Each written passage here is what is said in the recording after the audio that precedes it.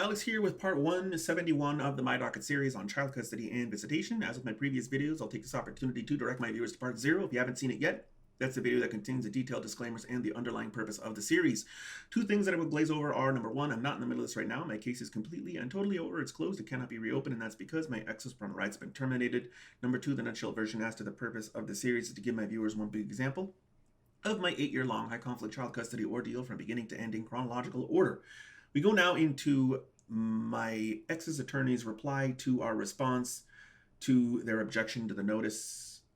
I don't know why. I think he captioned it notice of hearing, but really it would have been just the objection to the notice of non-compliance, but for whatever reason, I think he gave it an odd title.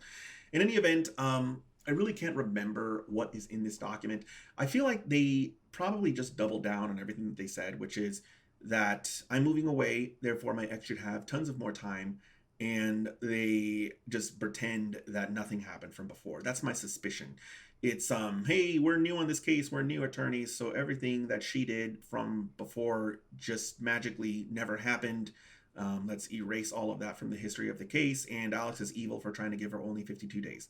And that's what we're going to go through when we actually go into the document. But I can imagine that all this did was ramp up my frustration and make me think that they were going to actually, trick the judge into doing that, into giving her 2, 3, 4, 5 times as much time, just because we moved. And of course, none of that makes any sense at all. It's all nonsensical, but the law doesn't really deal with this. There are so many discretionary windows created for the judge that it's completely feasible that a judge could make a terrible mistake like this, and the appellate courts wouldn't do anything about it to fix it because there's just no mechanism in place. And all it does really now in hindsight is make me just shake my head at I mean, I think that the legislature doesn't think this kind of stuff happens, that they just kind of, it's just an impossibility to them. And then of course, when you're going through the case yourself and you're reading this document that these attorneys put together, you're like, this is crazy. But I mean, until people actually see it with their own eyes, they just don't believe it. I know I've mentioned that a few times recently in my docket series. Again, where this is going to go to a hearing, and my ex's attorney's efforts will fail. So, I mean, that's going to calm things down after the fact, but it still doesn't help because I'm sure that there are many, many examples where this will occur and the attorney will succeed. I think with all of that being said, we need to actually go ahead and take a look at what my ex's attorney has filed.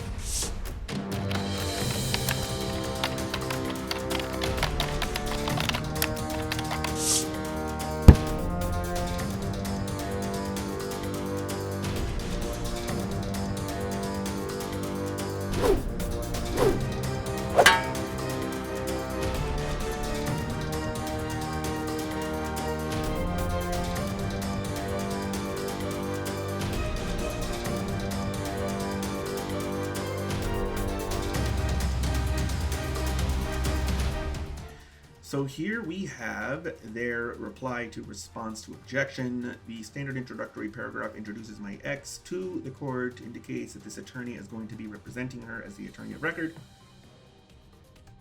Points and authorities. Let's see. It looks like this is copy paste from the original. Yeah, so they're regurgitating the procedural background from, it looks to be verbatim. The discussion, let's see here. So, right, he's citing these general statutes that normally apply when a case has been just created. So, NRS 125.510. So, there are no specific dates or times outlined. Okay, so again, guys, this is just regurgitating the same stuff that was in his objection. So he doesn't like that she's going to have a flex schedule. He wants her to be nailed down to very specific dates and times. I've already mentioned before that the court does go along with this, and she just ends up missing her visitation anyway. So he's going to get what he wants, but it's going to be at his client's own detriment. Nothing new there.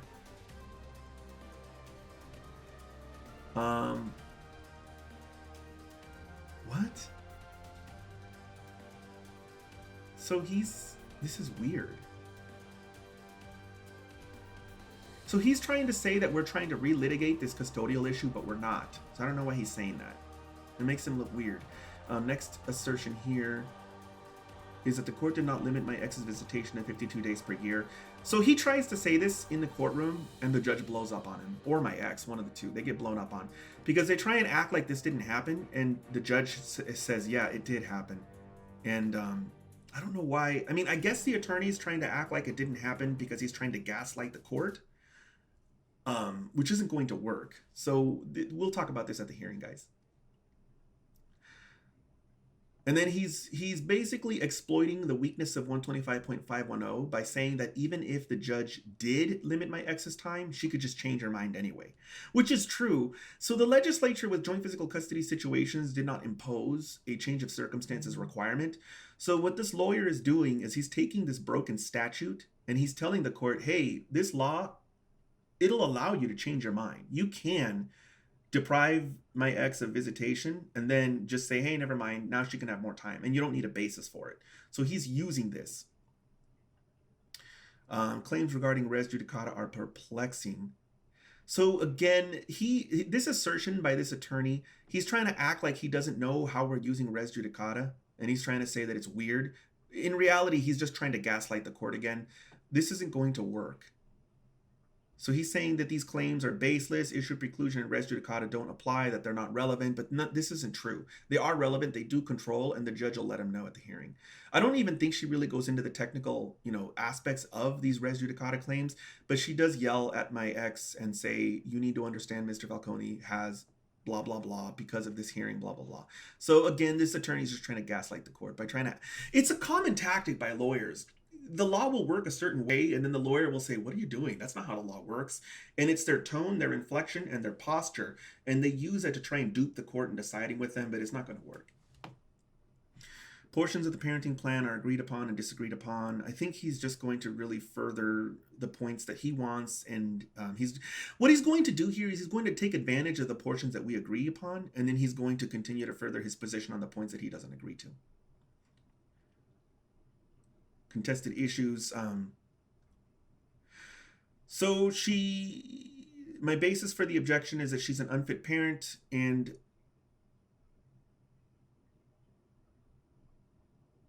this is so weird. So again, I don't know why, I say that I don't know why these attorneys mischaracterize their opponent's position so much, but in reality, I do know why they do it, because it actually works. So an attorney will mischaracterize their opponent's position because they think that the judge will actually fall for it. And sometimes the judges do fall for it. That's why they keep doing it. It's not his job to try and characterize our position. That's our job. But these family attorneys, and I say that because it's not really that common in non-family cases as it is in family cases. With family attorneys, it's very common for them to characterize their opponent's position and hope that the judge eats it up. It's like, you guys shouldn't do that. My job is to characterize my position. Your job is to characterize your position. But repeatedly, he tries to characterize our position, which is inappropriate because he's not our attorney. My attorney is Monica Cafferati. He needs to focus on characterizing his own client's perspective and her position, and stop obsessing over trying to characterize our position. And of course, I mentioned earlier that the reason they do this is because it's actually effective. Sometimes it does work. I've seen several hearing videos where an attorney in family court will characterize their opponent's position, and then the judge will actually say, so why do you want to do this? And it's like, I don't. That's just what that guy's saying I want to do. Could you ask me if that's my actual position? I've seen this happen many, many times in family court, so that's why they do this. And guys, if you want to know why attorneys will do something like this, even though it's not appropriate, please watch the video on the topic, Win at All Costs. So that's all of this is just regurgitation, guys. All of this is a regurgitation of his original position. There's nothing new here. And if you want to know why I skip over portions that are just reiterated, please watch the video, objection to a notice of objection to relocation, because that's where I actually go through and I provide commentary on this attorney's positions. With my docket series, anything that's already been covered, I skip over it. And of course, you can always go down into the description below, click on the links, download the links for yourself, or download this document for yourself, take a look at it. And if you think that there's something that I could cover, go ahead and mention down in the comments below. But for now, that's what I've been doing throughout my docket series. I don't go over the same thing twice because it's just going to annoy, I think, my viewers. So all this stuff I've already gone over. I'm just going to skip over it right now. Certificate of service indicating that this document was mailed to my attorney. And that's it. Going into the aftermath, I didn't file anything, so I incurred $0 in costs. My ex's attorney filed one document, but it was a free filing, so she incurred $0 in costs. I had an attorney who represented me for free, so I incurred $0 in attorney fees. My ex's attorney would have probably not spent a lot of time on this reply. Most of it is copy paste. Very little of that document is new.